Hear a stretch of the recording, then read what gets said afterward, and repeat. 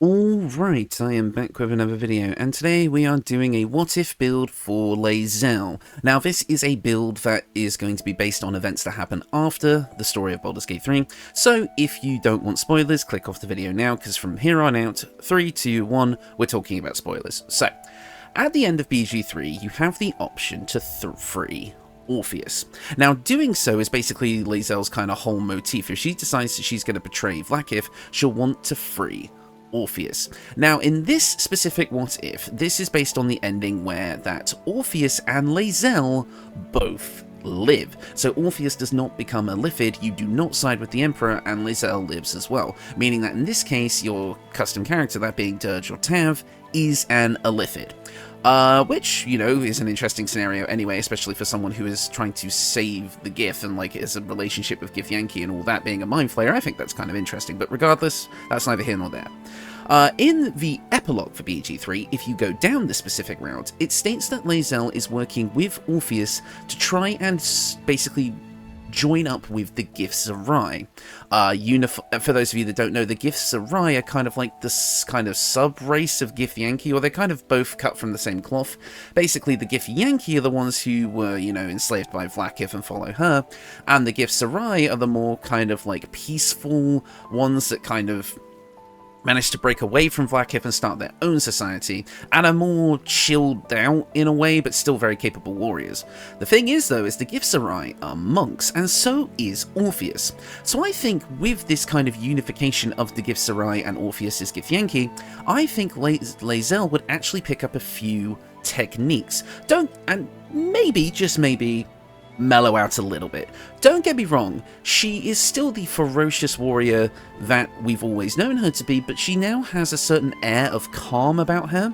Like, that fury and that, like, kind of wrath that she had is now internalized and has become a quiet, sort of focused energy, if that makes sense, much like a monk would. So while I don't think Lae'zel would drop weapons entirely, I definitely think she would still fight with weapons in some cases, I definitely think she's learned through the Githzerai, who specialise in their psychic abilities, as well as Orpheus himself, to harness her psychic abilities even further to augment her body in a way that she can use it as a weapon, as well as her mind, being able to use psychic abilities a bit more readily.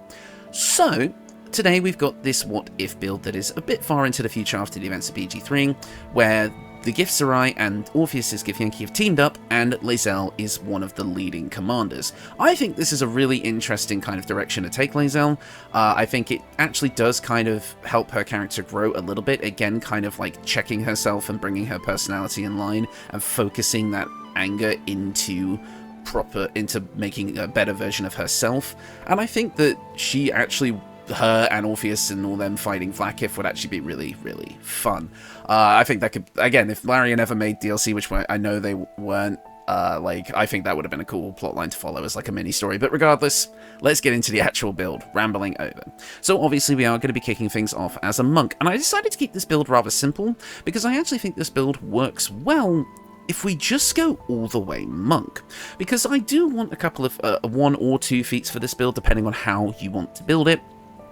And as such, just going all the way in open hand monk still basically gets us everything we would want for this build, as well as 3 feats. And I've never actually built a full level 12 open hand monk on this channel before, so I've decided to go with that. So we're basically going to be, the leveling up portion of this is going to be a bit quicker, because I'm just going to be kind of detailing the basic abilities of monk and how they're going to work for the build. But let's get into that. So we're going to be kicking things off as a monk. We're going to get all the usual goodies: unarmored defense, dexterous attacks, deft strikes, and our bonus unarmed strike, as well as flurry of blows. Everything that we want right from level 1. As a Githyanki as well, we're going to gain access to simple weapons, short swords, long swords, and great sword proficiency. That long sword proficiency is really, really nice, because thanks to this, all of the kind of proficiency, all of the Githyanki's weapons we can pick up that aren't great swords now become finesse weapons while we're a monk. Well, they don't become finesse weapons, we can't use sneak attack with them, but they now use our dexterity, meaning that we have a lot of flexibility with this build. However, I am going to be going with strength for this build for reasons you can probably already guess, but I'm quite happy to have this be a dex build as well. If you decide you'd rather focus on the dexterity aspect, that's entirely up to you. As a Githyanki, we're also going to get access to things like Mage Hand and other stuff as we level up, which will be useful. Lae'zel comes with the soldier background. I mean, her background hasn't changed. She's just further along the line in her life. So we've got athletics and intimidation. And now here are our ability scores. We have strength at 17, which means we are going to be using Tavern Brawler in this build to bump up our unarmed strikes. Dexterity is at 14. I would like this higher, but we do have an opportunity to bump it up later if we like. Mainly our AC is going to be coming from our wisdom and the equipment that we have. Constitution is at 8, because in order to make this build work the kind of way I want it to and give you guys the flexibility, we are going to be using the Amulet of Greater Health. But this is obviously kind of what these are the stats that you would run once you get that piece of equipment. So I would say that if you wanted to run this as a more standard monk with this stat spread, maybe something along these lines, with a bit of this and a bit of that, I would say this would be or maybe even like a 10 in strength, actually, like something like this to start, and then when you get the equipment you can respec and then build this as I've shown it here.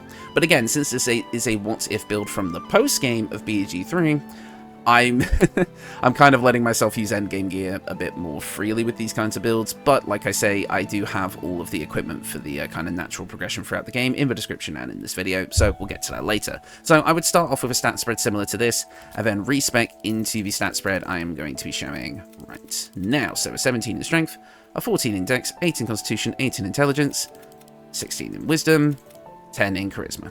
Right, as for skill proficiencies, we don't have many available to us. We have athletics and intimidation already from our background, so getting stealth and insight felt right to me. Stealth is always nice to have on a monk or any character really, just in case you need it, and insight I think kind of does make sense for Lae'zel in this case. Next up, at Monk level 2, we are going to be getting all of our usual stuff. Improved unarmored movement, as well as Patient Defense, Step in the Wind Dash, and Disengage. Patient Defense is great. The other two are okay, I just don't like the fact that they cost a key point to use, but Patient Defense is really, really helpful, making it so attack rolls have disadvantage against us, and we also have advantage on dex saves. Really, really helps being defensive. We do get about 20 AC out of this build when all is said and done, and Patient Defense is just going to make us a sort of tank. Not really. We don't really want to be taking hits if we can help it. We definitely want to dodge as much as we can. Next up, at level 3, we get to pick our subclass, and you actually do have a choice here. In BG3, we do encounter quite a lot of Orpheus's Honor Guard, Monk, Githyanki, and 2 subclasses are used. They use Way of the Four Elements, allowing them to use primarily fire elemental casting, so things like Fangs of the Fire Snake, Fist of Unbroken Air, and even things like Water Whip and such do get used by them. And Orpheus himself is a Way of the Four Elements monk, going for things like the Flames of the Phoenix, which is the Fireball equivalent, the Scorching Ray equivalent. He kind of has more of a focus on Psychic and Fire. So if you wanted to go down a route that's a bit closer to Orpheus's moveset, you can go for Way of the Four Elements. But I don't think that's Lae'zel. Lae'zel, again, she's always been a front-line fighter. She gets right into the thick of things and attacks with her pure strength. And again, I think with this new focused approach to augmenting her body, she would absolutely be a Way of the Open Hand monk. Way of the Open Hand is going to allow us to get variations of Flurry of Blows, allowing us to push, stagger, and topple our enemies. This gives us a lot of battlefield control, allowing us to maneuver enemies around the battlefield, knock them prone to help ourselves and our allies, all sorts of good stuff. And stagger, making it so that enemies can't take reactions so we can make a quick escape, is also great. In my mind, this is kind of like a natural evolution of what most people would build Lae'zel as in their playthroughs, which is a Battle Master fighter, which Battle Master gets the Battle Master maneuvers, allowing you to change up your attacks to gain different effects. I feel like this is just a natural evolution of that if we're going down this kind of way of thinking for this character to gain variations of our already existing moveset. So we're going with Way of the Open Hand here. Also, at this level, we do get Enhanced Leap, which is nice. This basically means we could jump over pretty much all of Baldur's Gate in a single bound when we combine that with the monk features. Next up at Monk level 4, we're going to get Slow Fall, giving us resistance to falling damage. So, you know, that whole jumping thing I just talked about? Yeah, now we're not going to kill ourselves doing it. As for our feats, of course you know what feat I'm going to be picking up here. We're going with Tavern Brawler to bump up our strength to an 18. Tavern Brawler is going to give us a total of 18 strength and allow us to add our strength modifier twice to the damage and attack rolls of our unarmed strikes. This just gives our whole unarmed strike kind of thing like a bit of a boost. You don't need this. Again, if you wanted to play for more dexterity based around dumping strength and putting your points into other places like I showed you at the beginning, you absolutely can, but I really do think Tavern Brawler, where we get 3 feats, does elevate this build to a status you wouldn't otherwise have it to. Now, of course, with this build, if you're playing as Lae'zel, even as an origin, or you kind of have to do it as a companion to get this what if, but you could absolutely give Lae'zel the Potion of Everlasting Vigor in this build, I do think, because in my mind, a Lae'zel at the start of Baldur's Gate 3 is still the same Lae'zel we know, and she would absolutely make Astarion bite that girl in order to get the potion, so I definitely think she would do that. So you could definitely have a +2 to strength here to take that right up to 20 and make yourself uber powerful. I'm not going to be including it in this build, because again, that's kind of an optional roleplay thing, but it is a option. Next up, at level 5, we're going to get access to a couple of cool things. Extra attack, extra key points, and the stunning strike attacks, which I've really come to enjoy in this game. I really like stunning strike now. I was a bit vocal against it before because it didn't always work, but now I think, especially in a full level 12 monk build, it actually works out quite nicely. Basically, we can use either our weapon or unarmed strikes to potentially stun a target, meaning they can't take actions, bonus actions, or reactions. Pretty good. As well as at level 5, we're going to get Misty Step from our racial feature, Once Put Long Rest, which is always nice whenever it comes up. Next up, at level 6, we are going to get the really big open hand features. We're going to get things like Key Empowered Strikes, meaning that our unarmed strikes now overcome resistance to enemies' resistance to physical, non-magical damage. So basically now we can punch through bludgeoning resistance, which is quite nice. We also gain improved unarmored movement, meaning we can move a bit faster, and we also get our manifestation of body, mind, and soul, allowing us to add extra necrotic, psychic, or radiant damage to our unarmed strikes based on a d4 plus our wisdom modifier. Of course, for a build like this, we're going to be using psychic primarily because that's what's on theme, but you would have seen in the combat footage I go up against the Steel Watcher, which is immune to psychic damage, so I did swap to radiant when attacking that, and you do have the ability to swap between the two. And I do think it kind of makes sense for Lae'zel to also have access to these damage types, especially Radiant, if she has a closer connection with the Gift Sarai, maybe a bit of a kind of like a more powerful kind of connection to like her inner self, being able to manifest her soul as Radiant damage, kind of like a Paladin in a way, also does make sense to me, but obviously Psychic is what we'd be mainly focusing on using, because that is the most on theme. We also gain Wholeness of Body, which is an absolutely busted ability. You regain half your key points when you enter a temporary state of wholeness. So you regain half your key points and enter a temporary state of wholeness, where you regain key points and have an extra bonus action. So yeah, basically and you also get a big dollop of healing as well. I believe this is 36 healing at level 12, which is actually pretty decent. You're going to gain key points equal to, I believe, half of, equal to your martial arts die, or equal to half your level, I forget exactly. But also Wholeness of Body allows you to recover 1 key point every turn and have an extra bonus action, and this lasts 3 turns. Absolutely insane ability that I described really poorly, but screw it, we're going with it. Next up at Monk level 7, we're going to get Stillness of Mind, meaning that we cannot be charmed or frightened. If we do get either of these conditions, we automatically cast Stillness of Mind to get rid of them. It does cost our action, but hey, I do think it makes sense for this build. We're also going to get Evasion, meaning that whenever a spell or effect would deal half damage on a successful dex save, it deals no damage if we succeed and only half damage if we fail, so it makes us a bit more tanky against things like Fireball. Next up at level 8, we are going to get another feat, and it's up to you what you want to do here. If you feel like your initiative rolls are a bit too low, you can choose to bump up your dexterity here to get a bit more AC and better initiative, or if you don't care about that so much but you still kind of want to get the AC and improve your basic abilities, you can go for Wisdom here, getting yourself an 18 Wisdom, meaning that your manifestation of mind and body and soul powers are a bit stronger. You have a higher chance of inflicting your, extra effects on your flurry of blows, all that sort of thing. And you also get more AC thanks to unarmored defense. This is probably what I would bump up here. Although I will quickly point out an optional point for this build. This build does have access to being able to use long swords and still get all of the monk features. So, Great Weapon Master is actually quite a tantalizing option here. Either way, we're going to get 3 feats with this build, so you're still going to be able to achieve the stats I'm showing here on screen no matter what, even if you go with Great Weapon Master, which would give our weapon attacks a bit of a boost if you decide to go with longswords. But as you'll see, I have a couple of different options for how you can build this kind of combat style. So I'm not going to be showing off Great Weapon Master in this video, but it is absolutely an option, and I'll get more into that in the equipment section, where I'll discuss how we can make Great Weapon Master work to the best of its ability with this build. But for now, I'm just going to go with ability score improvements, bumping up our wisdom to an 18. Next up, at level 9, we're going to get some stuff that I can't remember if I've ever shown off on this channel before. We're going to get advanced unarmored movement, meaning that difficult terrain no longer slows us down, and we can jump an additional 6 meters, which is awesome. Now we also get access to Key Resonation. Key Resonation allows you to either punch as an action or a bonus action, and then cause your key, making the key in the person's body, the target's body, resonate with yours.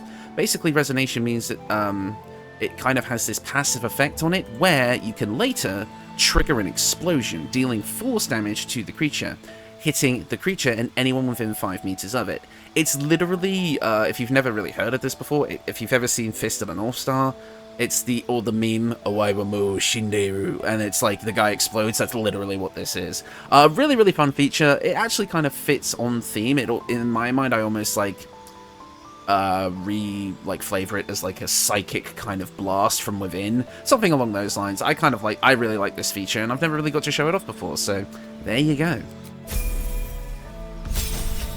Next up at level 10, we're going to get... Now, we're officially in never seen on the channel before territory. This is Purity of Body. We are now immune to poison damage and cannot be poisoned. A full immunity is really, really nice, and I quite like it here.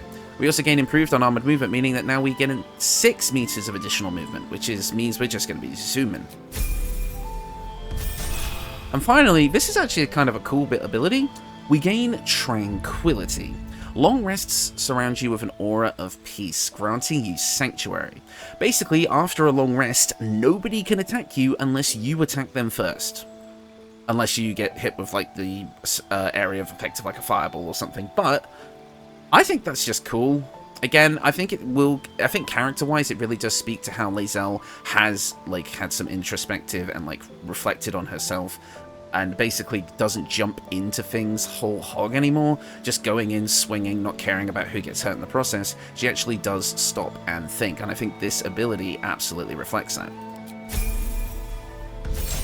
And finally, Monk level 12, you have some options. Like I said, Great Weapon Master is on the table, but we also have an ability score improvement here, which you can bump up in various different ways. If you didn't get the Potion of Everlasting Strength, you could bump your Strength up to 20 here if you choose. If you want to have your Wisdom maxed out, in which you can have, the maximum wisdom modifier for all of our features and all that, and also get the +1 to AC that we would get from this as well, you can absolutely do that, which is probably what I would personally choose, but in my testing I did go for a 16 in dexterity just to get a slightly better initiative. We still get the same amount of AC either way, so actually, since we're more of a strength-based thing, I would probably go for 20 wisdom here. That would be my best bet, I would say. So basically, if you go for the Potion of Everlasting Vigor, you can come out of this with 20 strength and 20 wisdom, which is actually really nice. And that is the build. Overall, what you're going to be getting out of this is power. Like, again, people worry about, like, the thing I always see about with Lae'zel when people play Baldur's Gate 3 is, like, Lae'zel as a fighter is just too powerful. I go and make all these, like, these really complicated builds with, like, spellcasting and all this and that, and yet it's never as strong as in a fighter that can attack 4 times in a turn. So, taking Lae'zel out of fighter and putting her into monk seems like a stupid thing to do because you're just losing power, but you're honestly not. Lae'zel as a monk with all of these abilities, especially a full open hand monk, absolutely shreds. And when we get into the equipment in a minute, you're going to see exactly how powerful she can be. So, let's get into that.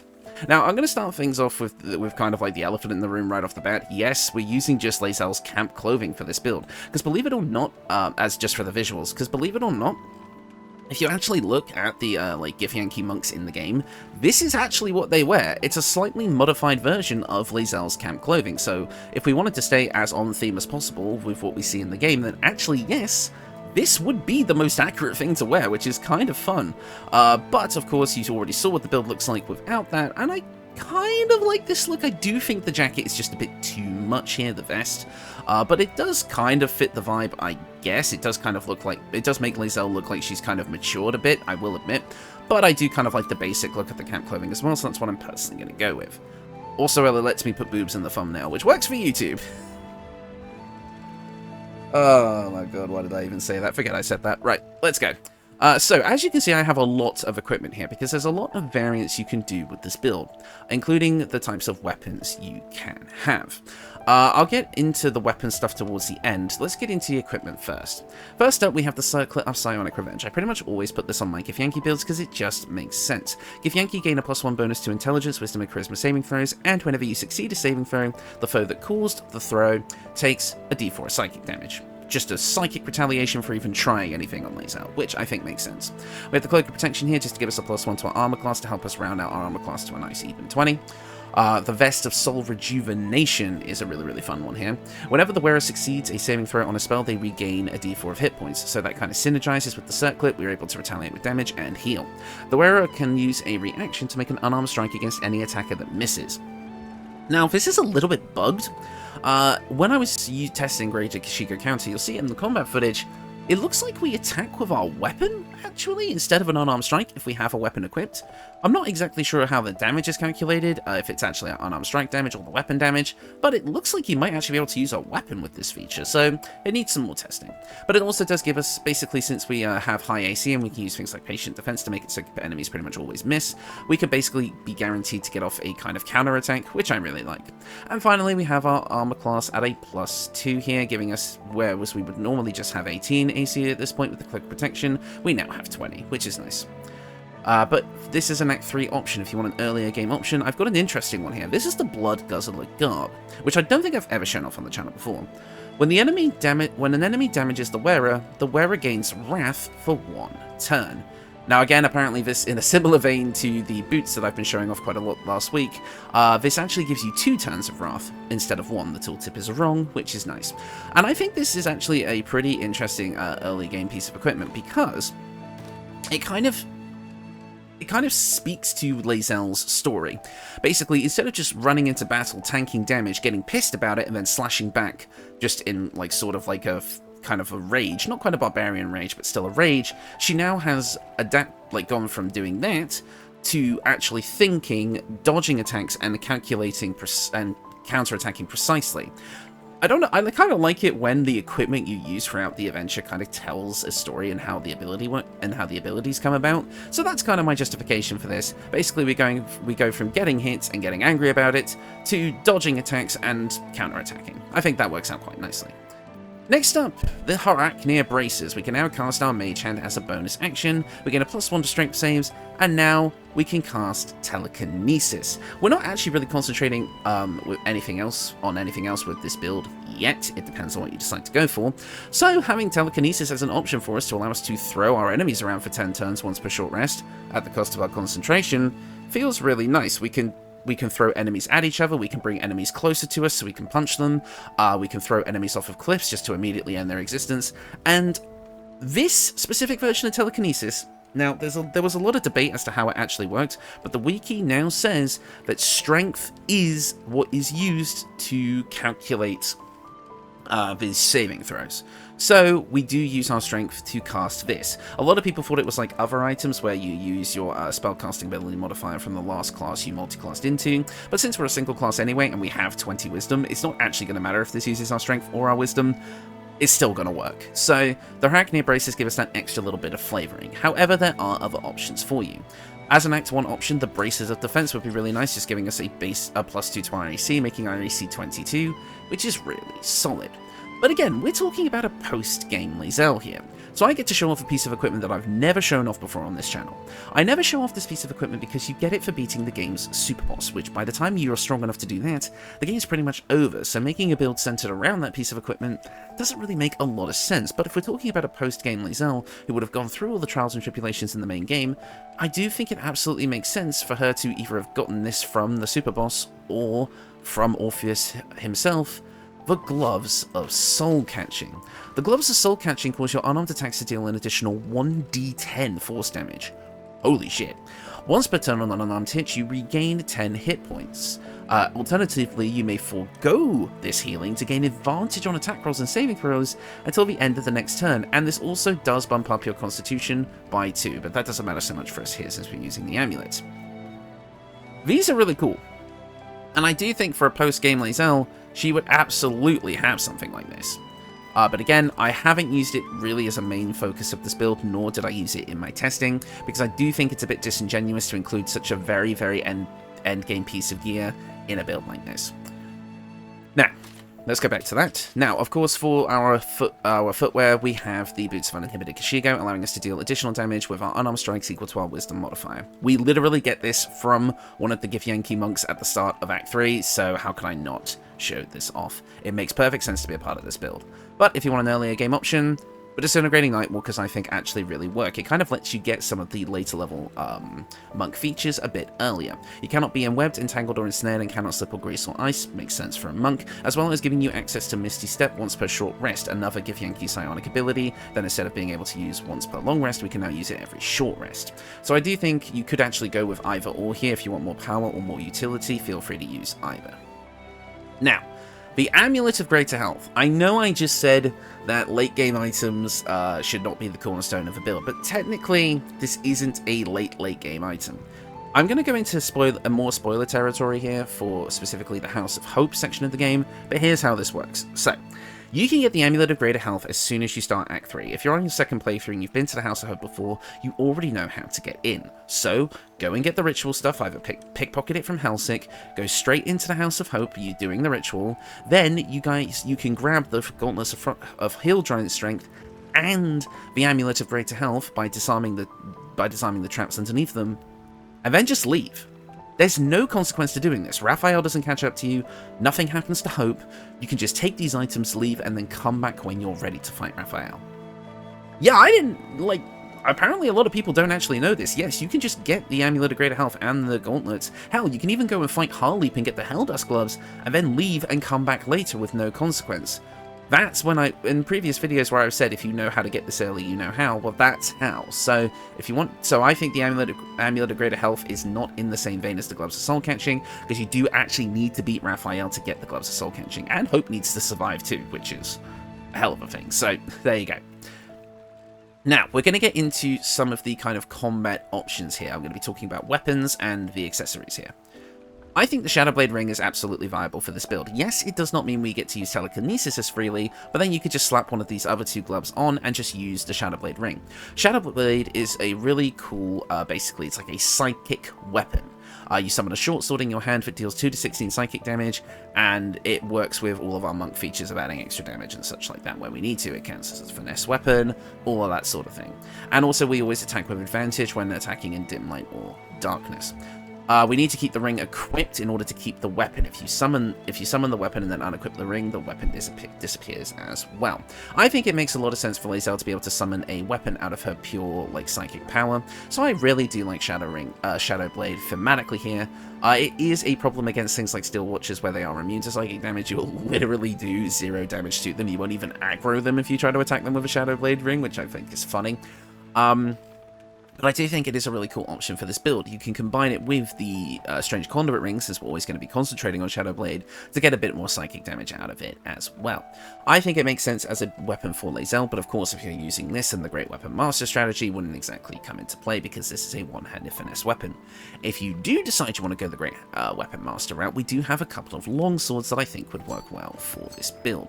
We can keep the Strange Conduit Ring, since we're going to be concentrating on telekinesis anyway, so if you want that extra bit of psychic damage from all of your attacks, you absolutely can. Well, let's have a look at the two options for longswords that I think would work. First up is the Blade of Oppressed Souls. The Blade of Oppressed Souls is a +1 longsword that you can get in Act 2, that deals an additional 1d4 psychic damage, and has an interesting bit of flavour. Basically, it is the fragments of dead souls there are fragments of dead souls that are imprisoned in the blade.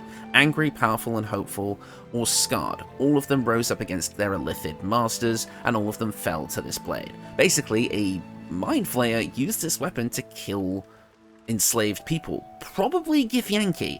So, I do actually think it makes sense for Lae'zel to pick up this weapon and use it to fight the good fight, using the souls of her dead Githyanki brethren to to fight their oppressors. I think it makes a lot of sense. But of course, there is also Voss's Silver Sword, which is basically a straight upgrade to this weapon.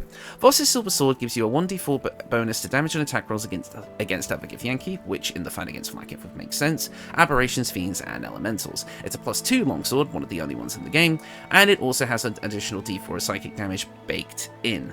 I think that if Voss survives, like the kind of end of BG3, I do think he would eventually get a bit older, because he's already a slightly older Githyanki, and as time goes on, I do think his ability to fight in combat would waver, so I actually think Lae'zel would inherit his sword. He would pass it on to her. So, I actually think that her using Voss's Silver Sword in the future is a nice kind of way to pay homage to that character, even if he's not that present in the narrative anymore. And since, again, if you're going with the longsword route, you could drop an ability score improvement to go with Great Weapon Master, that means you're going to want to be able to hit advantage reliably, so the risky ring would help with that, giving you advantage on all attack rolls, but you receive disadvantage on saving throws. We don't have to worry about saving throws as much with this build, since we have so many monk features that allow us to get slightly better saving throws, so it's not a huge deal in my opinion, especially since we also have 20 wisdom, which is a very common saving throw, so you can absolutely go for Great Weapon Master here and just be extremely powerful. If you've seen my Wandering Swordmaster video, you know how powerful this Tavern Brawler Great Weapon Master combo can be.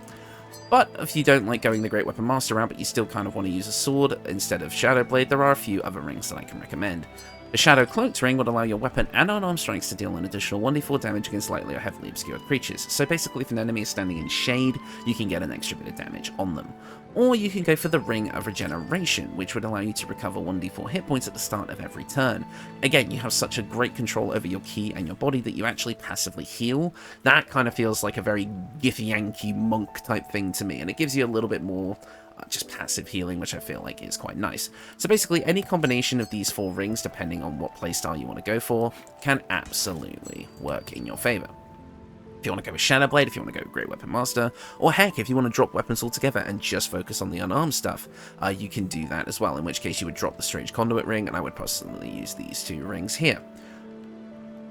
And yeah, I mean, that is the build. There's not much else to discuss. There's a lot of variance here in how you can kind of play this character, and I feel like having that amount of freedom. I think we get enough of both the monk and Githyanki flavor to make this feel like a fulfilling build for Lae'zel to use, as well as, you know, being just a powerful build in general. Open Hand Monk is one of the strongest single classes you can build in this game, and this build absolutely shows that off.